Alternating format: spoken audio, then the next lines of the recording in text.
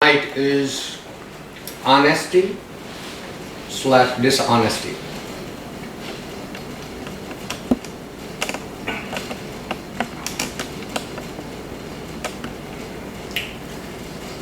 Let's first talk about the negative so that you can see whatever misconceptions are about these terminologies.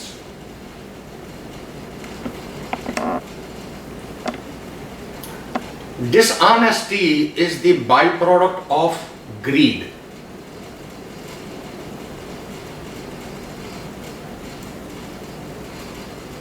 When the greed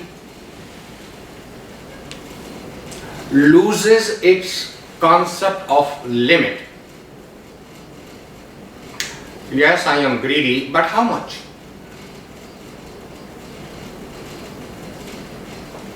And when the answer to how much is, I don't know, then the greed is going to completely ignore every possible limit, every possible advice, every possible danger. And it is going to keep on running down the hill to collect more and more and more. And I don't mean just the wealth. Collecting more in terms of power, in terms of influence, in terms of any kind of manner or way to control or manage the other.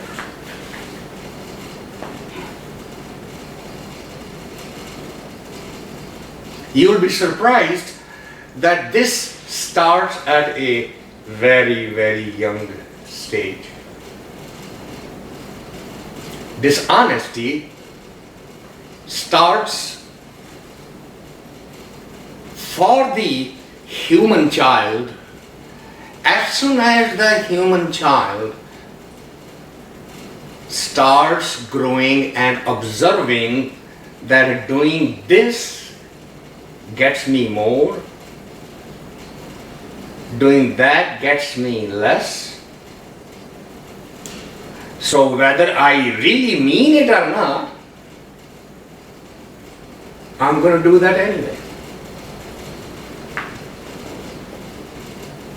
So what is the first lesson the child will learn from the mother?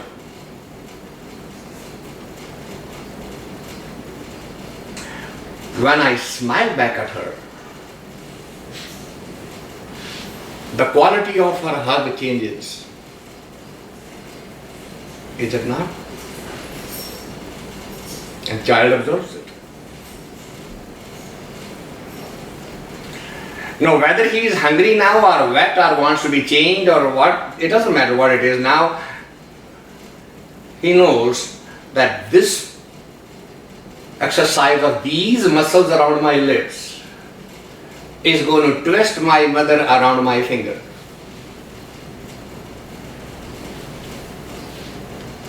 And he doesn't know the terms, whether it's honest or dishonest or whatever. It doesn't matter to him.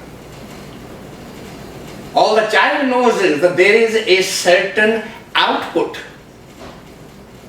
from a certain input. So when you need more and more output, you start giving more and more input of the same kind, and you start going away from the fundamental laws of honesty. Then as he grows up and he starts talking,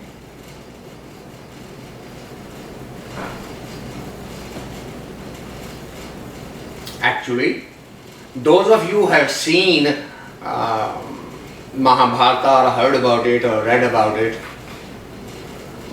the story of Krishna, his birth, exactly displays that dishonesty of the child.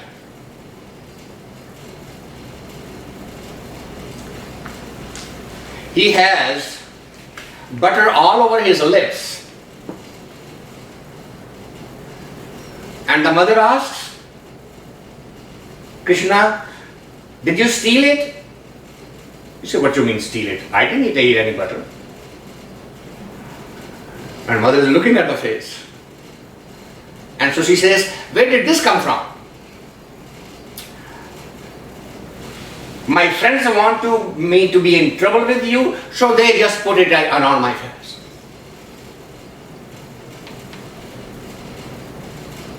And there is a whole story of his justification. How he manipulates his mother's love with dishonest phrases.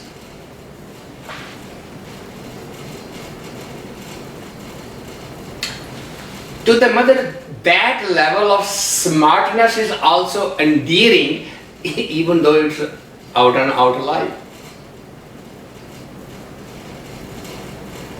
Anybody else will say, punish him. But mother won't.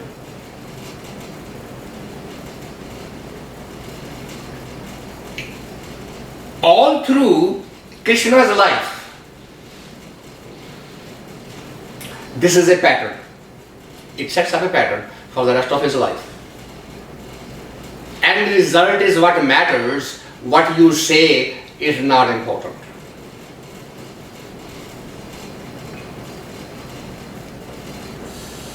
So the whole of Mahabharata story is filled with where he manipulates the honesty with the dishonest explanations and tell the world these are all justified actions.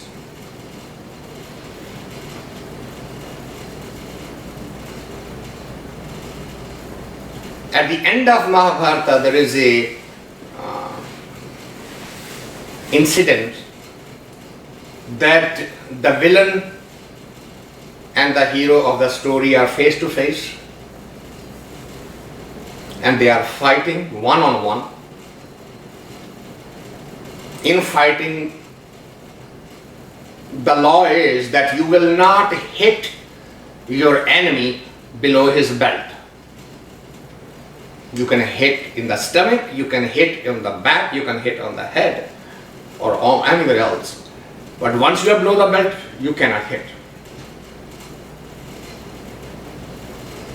It so happens the villain, his entire body has been converted into body of stone except for from knee to the belt.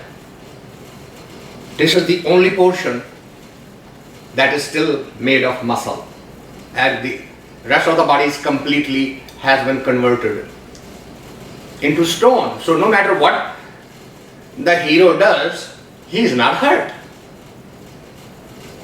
And Krishna looks at this and points him, hit him here.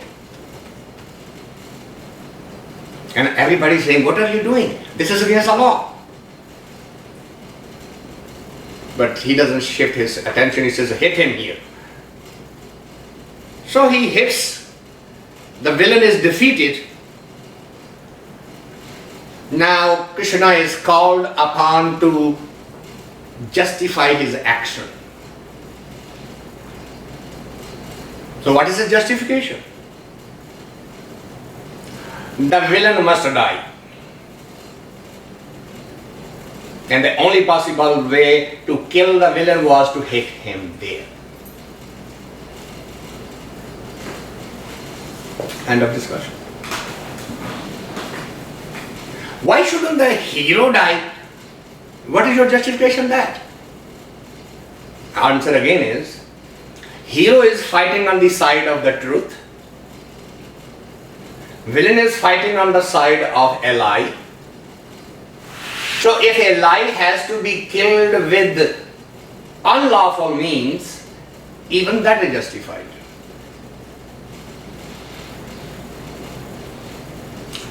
Dishonesty is concerned with the end result. The means are of no importance. And there will always be logical explanation for it from their point of view.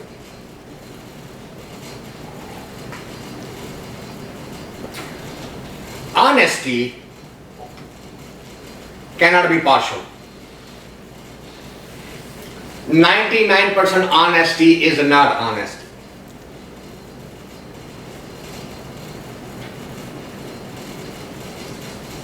Honesty is only honesty if it is 100%.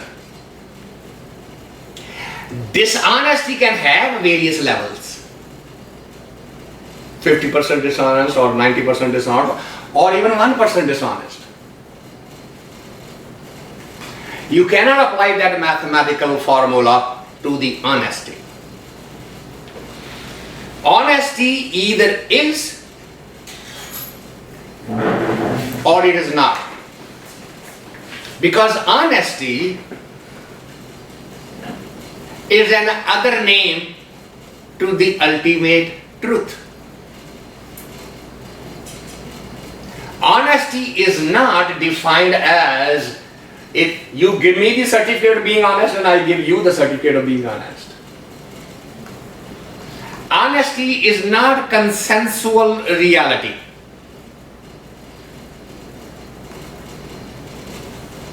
Understand, there are external realities, internal realities, consensual realities, and experiential realities.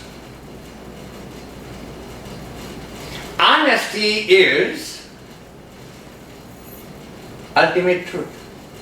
And we had this slight discussion last Friday when the question was asked about the truth versus untruth, and we were discussing, and I was trying to explain what is consensual reality. Today is the Tuesday is a consensual reality. It is not the truth. It is not the fact. It's just consensual reality. Means what? People have gotten together and voted upon a certain type of calendar and said, on this calendar, this day will be called a Tuesday. And everybody shook their head and said, yes, we agree, we have no objection to this. A consensus was reached, hence it is a consensual reality. We end up confusing it with, no, this is the truth. Isn't it Tuesday today? Yes, it is. Then it's the truth. No, it is not a truth. Is my name not Tarane? Yes, it is. Then it is a truth. I am Tarane. If your parents had named you Barbara, would that change who you are?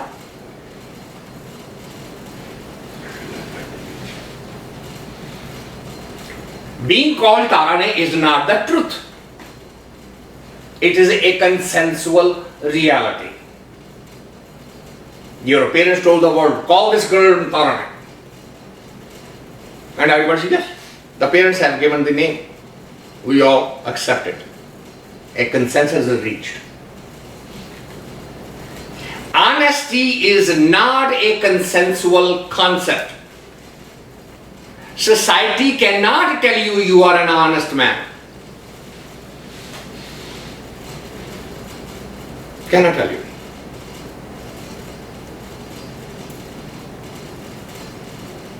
Who tells you whether you are honest or not?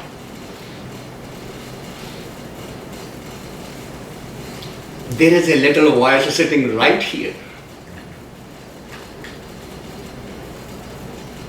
That voice knows it. Because honesty with other is totally insignificant. Honesty with the self is the real thing.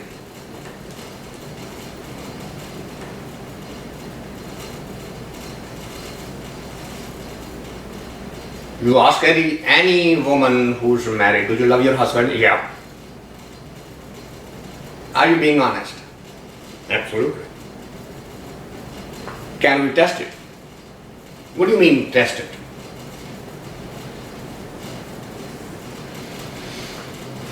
Because the love has certain requirement. Think again inside yourself. Do you meet all the requirements of a true lover? And if you are honest and you know the definition of true love, your response would be, no, honestly speaking, that is really not the truth. There is a certain level of convenience hidden in that answer. Honesty like truth. And my definition of truth, my understanding of truth is what? It was so, it is so, it will be so. Honesty and truth are not subject to negotiation or subject to change. Something that was honest 10,000 years ago, million years ago, a billion years ago is same definition of honesty today, and it will be same definition 10 million years from now. It is not subject for adjustment of even one person. Come on, you are being very hard, are you not? No, I'm not being hard on anybody. I'm asking all of us sitting here together, do we want to understand what is an honest versus dishonest? An honest human will have boundaries, limits, constraints. Not those constraints which are put on you either by the environment, by the social, the legal, physical, not those limits. An honest person will have its own limits. In every walk of the life.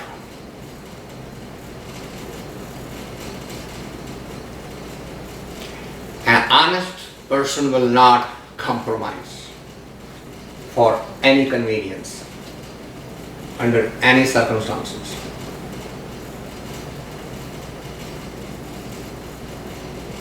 An honest man is like a Galileo whom the church said, change your submission about the earth not being center of the cosmos.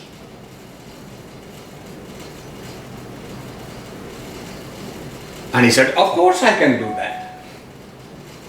Those are just words on a piece of paper. I can change it. But what I should do with the reality? My changing the book, does it change the fact that it is not the sun going around the earth, but the earth going around the sun? Can I change that reality by changing the words? It took the church 400 years to exonerate him. The Pope eventually gave up in this century and said Galileo was right. And he is forgiven for all his sins. He is still sinner because he went against the Bible. But his sins are forgiven. Galileo was an honest man to himself. How the society, the religion, the culture, the law, the family, the friends, it was not his concern. Honesty is honesty and shall always remain honesty. And compromising even a iota from there is unacceptable. There are only two words in the vocabulary of humanity that demand such purity. Truth demands that purity. Truth cannot be partial. Honesty cannot be partial. Truth either is or is not. Honesty either is or not. Dishonesty can have various shapes, various shades of it. Somebody is bending the rule only this much, somebody is bending the rule only this much, somebody is only.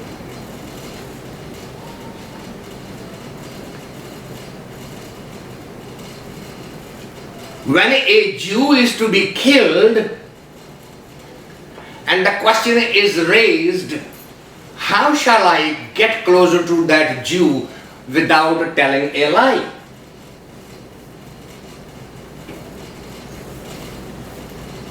Immediately a dishonest statement was made.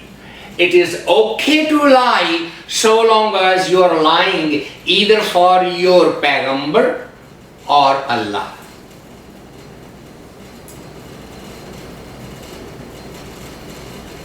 Documented facts. You can read in the books. It was under that pretext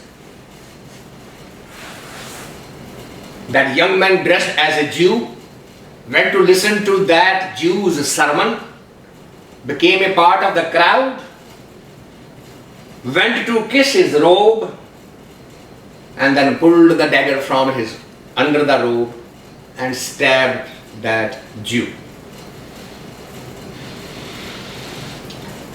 It did not make it a truthful statement or honest statement or God's work, Allah's work. No, it was a pure and simple dishonest statement. Because honesty has no exception. Come what the price may be.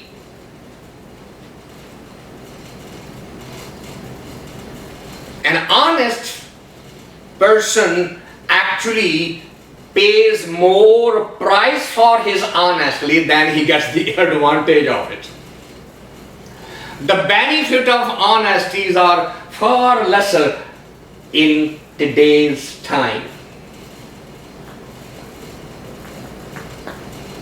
Maybe about a million years ago, when the people were far more simple and the honesty was honored and welcomed and appreciated. And we saw that example in our current history. Because the reason Muhammad was accepted by the Meccan was what? From when he went to Medina, remember the story? Two tribes in Medina were fighting.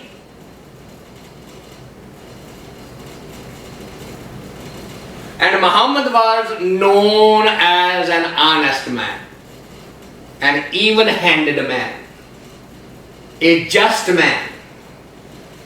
He will do the justice to everyone. That was the foundation of them inviting him. We accept you as the mediator. And we'll give you the place here. And his condition, that was his reputation. The reason his first wife takes him in as a manager of her wealth. Khadija was a very rich woman from the Quraysh or Kurush, whatever that tribe's name is. She was the richest woman from that tribe. And there was no man to manage her property and wealth and business. Because Muhammad's reputation for honesty was known around the circle, she hired him. He worked with her actually as her employee. And when on the very first business trip, he became very successful, brought a lot of profit for her, she offered her to marry him. Same reputation was used in Medina.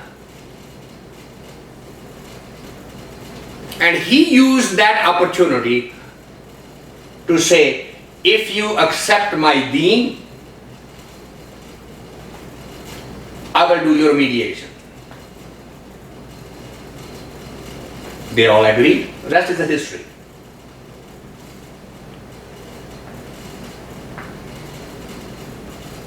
Up to that point, honesty became a source of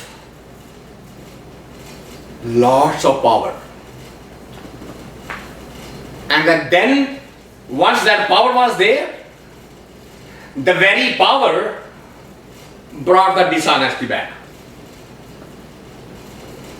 Now he is a politician. Now he is a ruler. A ruler must expand the boundaries of his rule with every possible means. Which is the examples and sport given by ulamas today, that 13 documented marriages were not all love marriages. They were to join various tribes and bring them under the fold.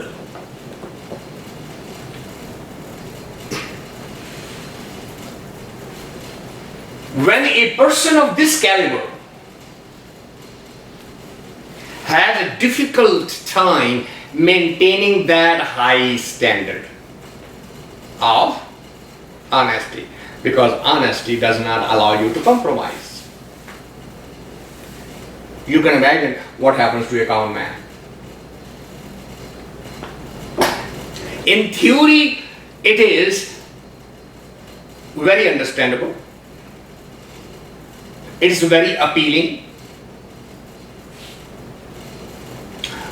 But in real shape, honesty does not exist on this planet today.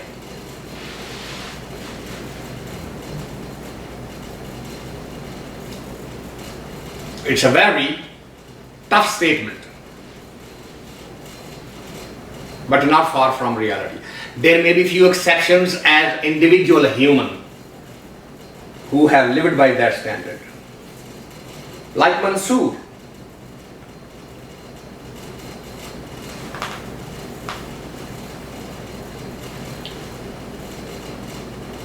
When Mansoor is yelling Anhalak, Anhalak, Anhalak, and running in the streets of Iran, and they're all saying to him, stop saying that. And his response was the same. Okay, I'll be quiet. But does it change the fact?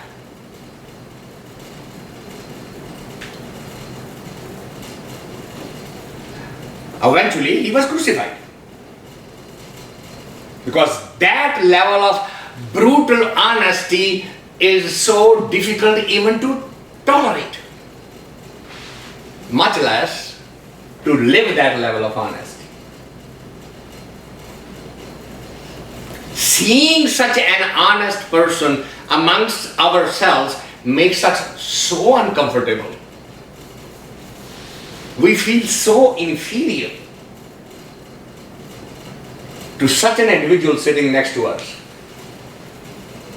Other than killing him, we don't have much of a choice. Which is what happened to Jesus.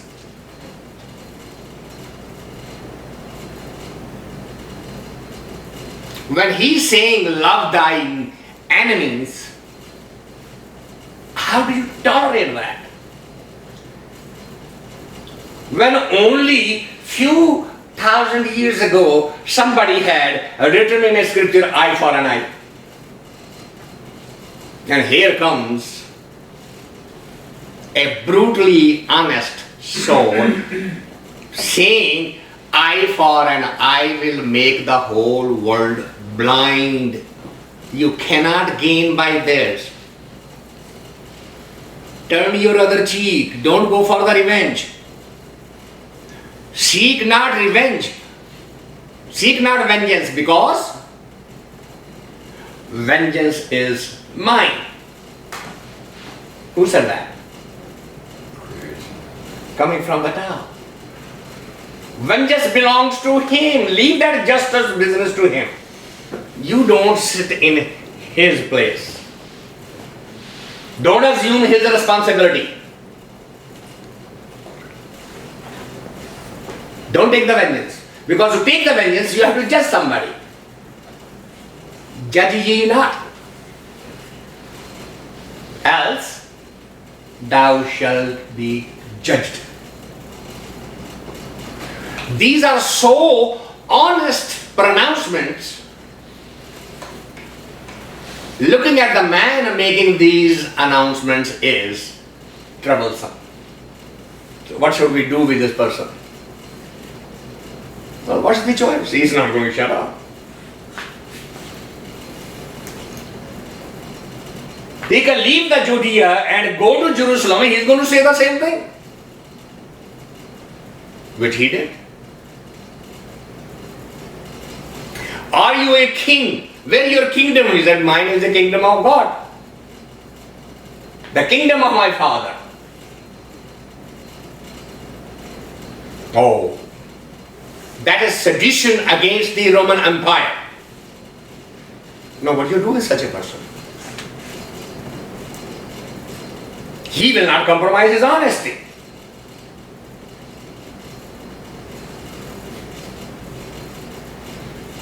You making all these miracles? So no. How do you explain that man who didn't have the legs started walking? Well, his faith did it. I have nothing to do with it. I just pointed to him about his faith. Have your faith. And he remembered his faith and he got up and he walked. If there is any miracle, it's done by him, not me. He's a very smart guy. He is trying to trap us into his own words. Kill him. Look how difficult the honesty tolerance is.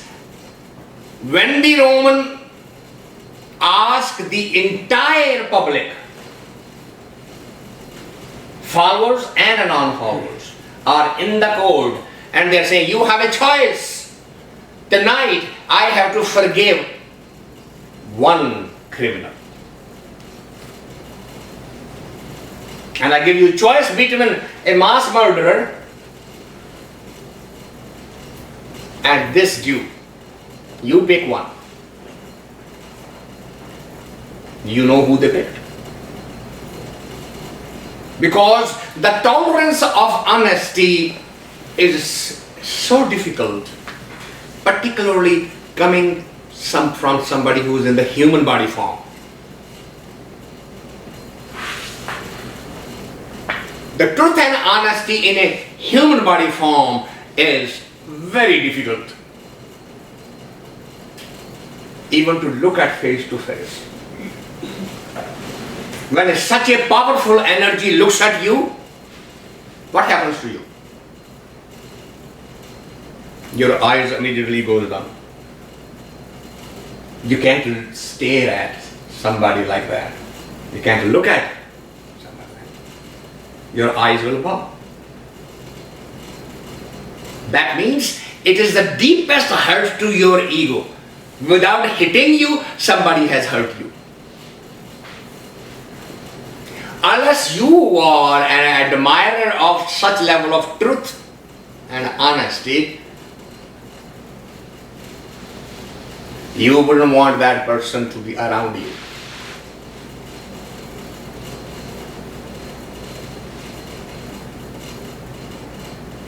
Those of you who have known me for a while,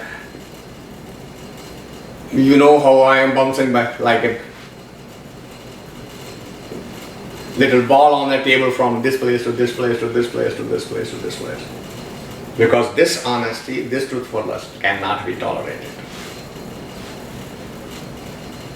Well, how do you shut him up? Just get him out of the neighborhood. Don't invite him anywhere. And if he shows up on his own volunteer, don't allow him any time. It's happening today. And I'm not even a Messiah or anything like that. All I'm saying is look at the meanings of the words and at least be honest with yourself. If you can answer all of these questions, then that statement is true. But if you cannot, then why are you continuously programming the next generation after generation after generation?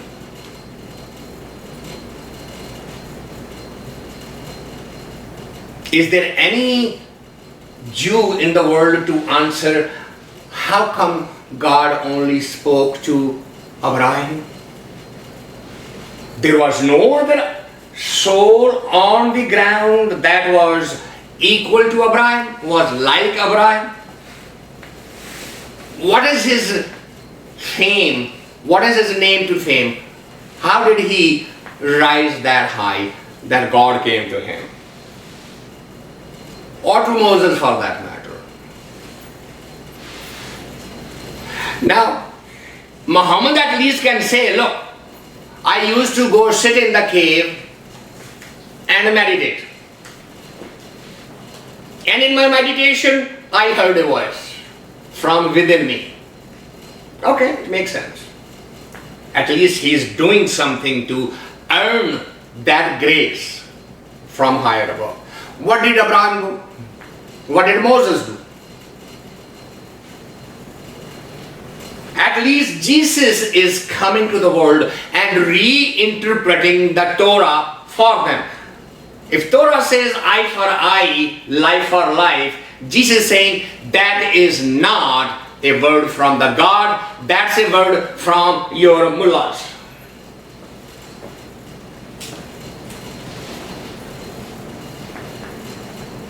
Which it was. That's why Moses is not called the Messiah. What is the title given to the Moses? The lawgiver.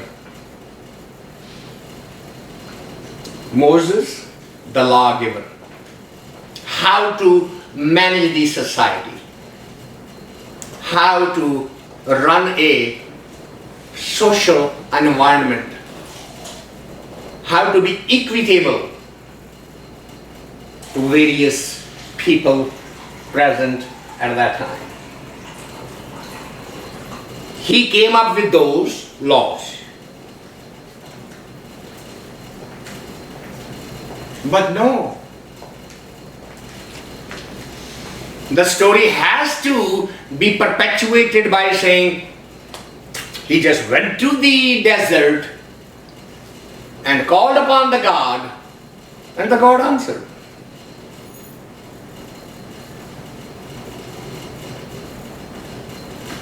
And the God who writes on the tablet,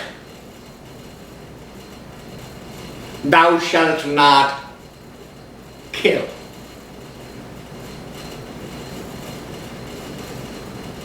After giving those commandments, the same God says, go to the city of Canaan, that land belongs to you, and if they resist, kill every man, woman and child. Which is what Joshua and the others do to push out the Palestinian and establish a Jewish land. This fight that is going on now is 4,000 years old. Even though America is getting all the blame, but they are supporting the Israelites, that's why it is happening. That war was started by God of Abraham and Moses and Christ and Muhammad. The same God wrote in the same book.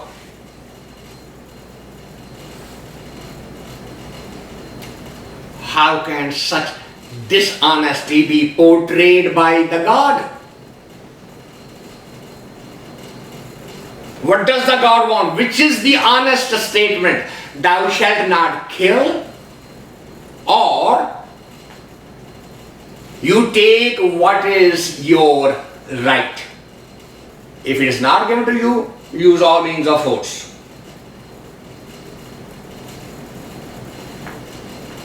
Which is the formula applied by Taliban today. Mullah Amr, who started the Taliban, has the same legend. The God came to me in my dream and said, pick up the sword, leave the Quran and fight. And that day he came and told 10 of his friends that this is the dream I had, and they said, we'll join you.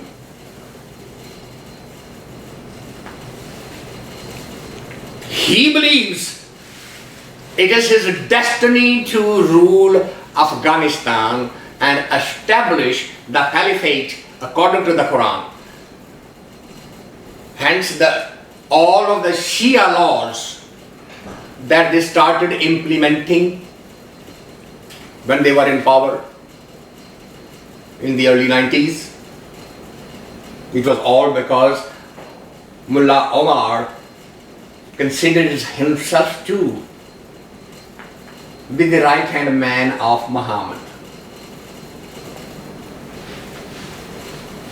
If you want to see this entire history, there is a documentary by BBC, Inside the Taliban.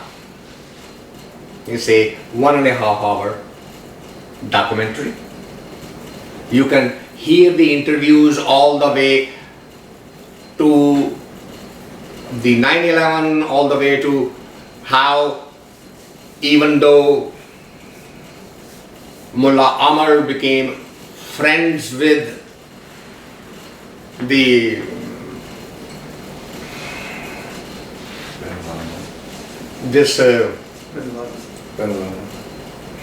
Ayman Zawahiri and but they went against him. He did not know that they were planning such attacks. But now, because he is a Pashtun, he wants to honor the Pashtun's tradition. If a guest comes to you, you give your life for him. Which he gave up his complete control. They lost. They ran away, and then he sent his message to his troops. Go back to your villages. When the time is right, this fight is not over yet. 5 years later, they started getting together again. They have learned some lessons from the past, and now they are even fast and furious. So as America is withdrawing, Mullah Omar is asserting himself again as the rightful leader and the ruler of not just Afghans, but the entire Muslim world, because he is going to introduce the Sharia again. Nobody else has been able to do it. He is very critical of the Saudi Arabia, even though he is getting money from them. Now I am taking you through the history, modern history, and telling you dishonesty is easier to implement than the honesty, because honesty does not allow you an inch of space. No matter what the cost is, either you are honest or you are not.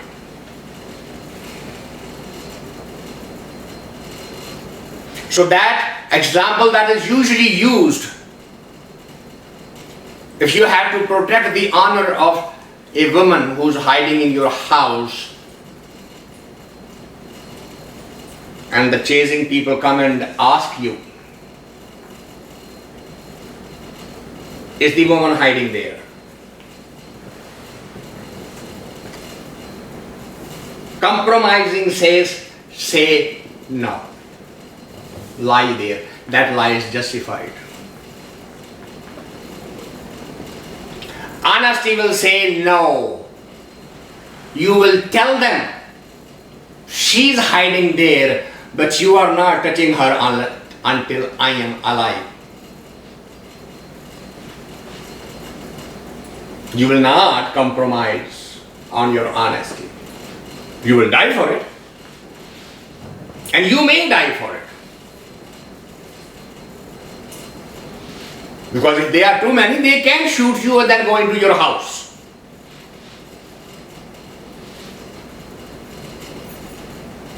And the ethicist, talking about ethical versus non-ethical, can sit here and argue all their life. Wasn't there a lie better at that moment? If a person is to be labeled as honest, compromise is not allowed.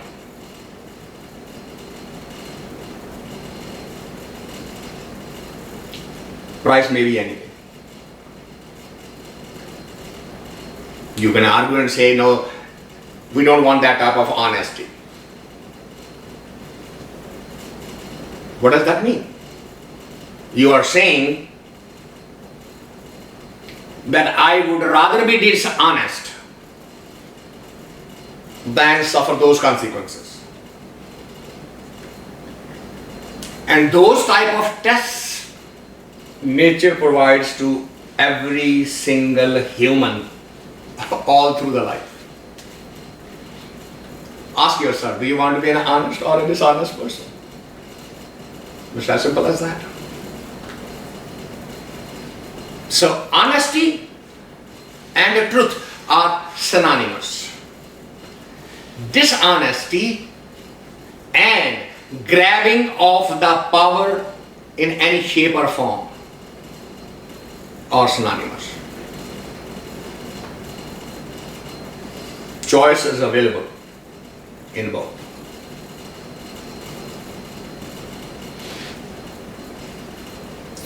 So with that we will conclude that part of the talk. And time, as we had made a promise to our friend here who wanted to go over the 7 stages again, we just went through the physical stage and we forgot to advance that topic further. So the second stage, second level, second body. So the first body has no freedom, either in space or in time. The second body is called ethereal body. The material of the ethereal body is thick fog. Have driven through the thick fog? Even the headlights reflects right back at you.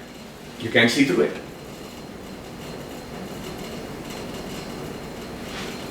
But what is the property of that fog? It doesn't care about the walls, it doesn't care about the ceilings, right? That means ethereal body has one freedom now.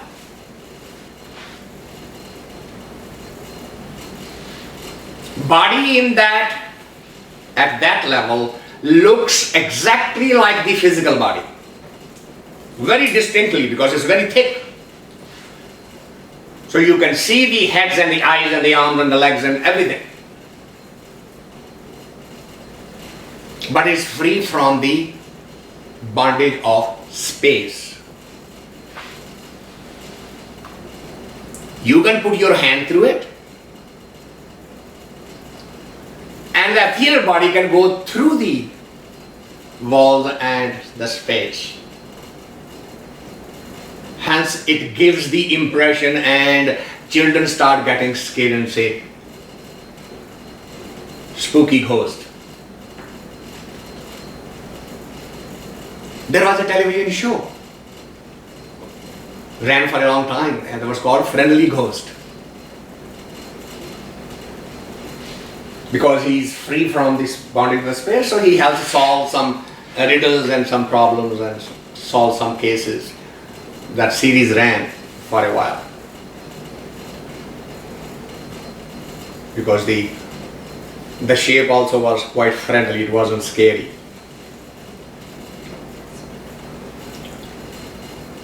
So second level of the body has all the characteristics of the body,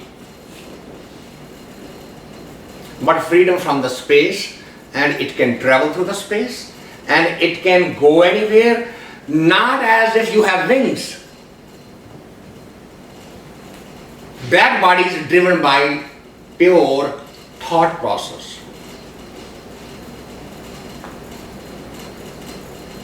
That is the very first experience you will have if you ever had the out-of-body experience. You will feel like you are floating, and you will have all these sensations in you. And all you need to say is, I want to go to India. And right from here, in an instance, you will be there. Because it's driven by the thought. Physical body is only driven by the desire. Right? You want to walk, it's a desire, is it not? So you have a desire to walk, you get up and you walk.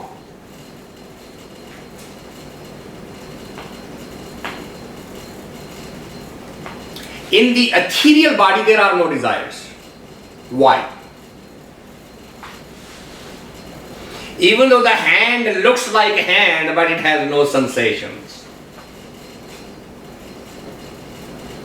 The senses are completely as if they don't exist. Senses, organs are there. Your mouth is there, your nose is there, your fingers are there. But the nerve ending that are going to feel that touch, they don't exist. Hence there are no desires. So how do you move the body? Just by wishing. I'm sitting here, I want to go to my bedroom. You won't have to go through the stairs or anything. You will be in the bedroom. And you can see what's going on in the bedroom.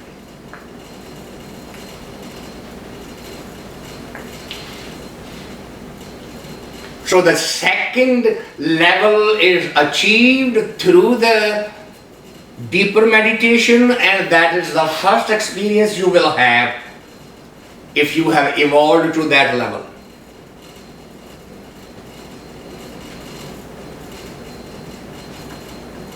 Any one of you who end up feeling like this, don't get scared, don't get worried, don't start thinking what's going on, nothing is going on. You are being freed from the bondage of space. The bondage of time is still there.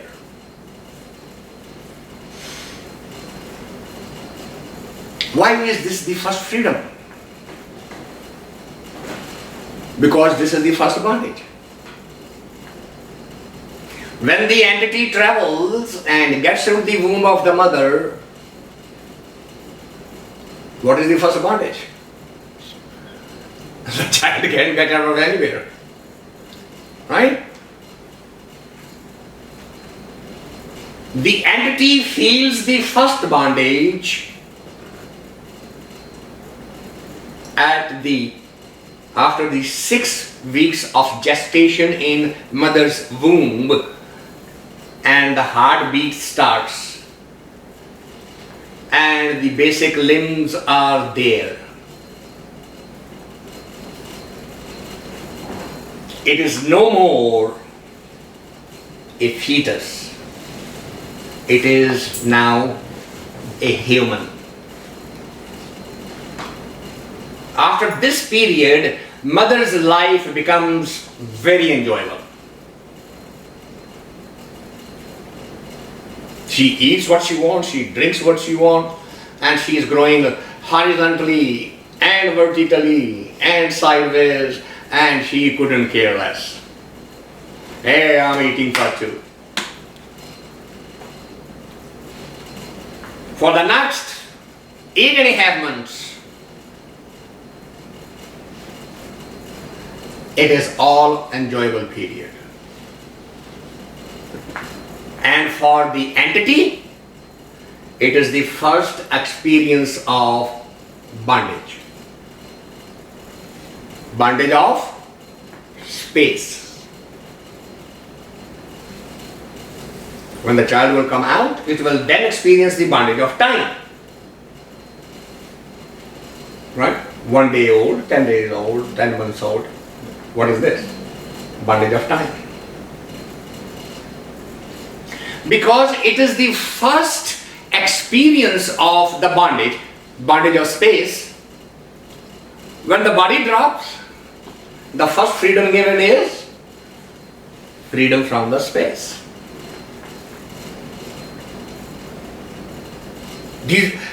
We just have not thought about these things. What is the first energy that is given to us? Sound. Right?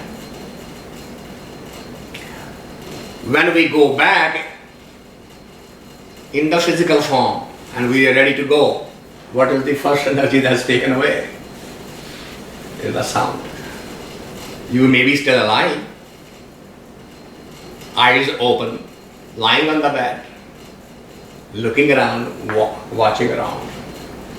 Doctors monitoring all your pulses and everything. But when anybody comes close to see, did you say something? All you do.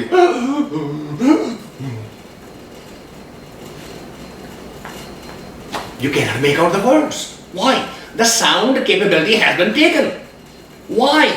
Because that is the first exposure of the entity to the other dimension. You are not allowed to tell what you are seeing over there. But you are seeing it. And you try to say something, but all nothing comes out. That is why, if you want to experience all of that, the meditation will take you through all of the 7 stages. So today, we are going to just stop it here. This is the second level of evolutionary journey through these 7 layers of human consciousness. Okay? So with that, I thank you all, and so if you have any comments, questions, discussions, we can open for that.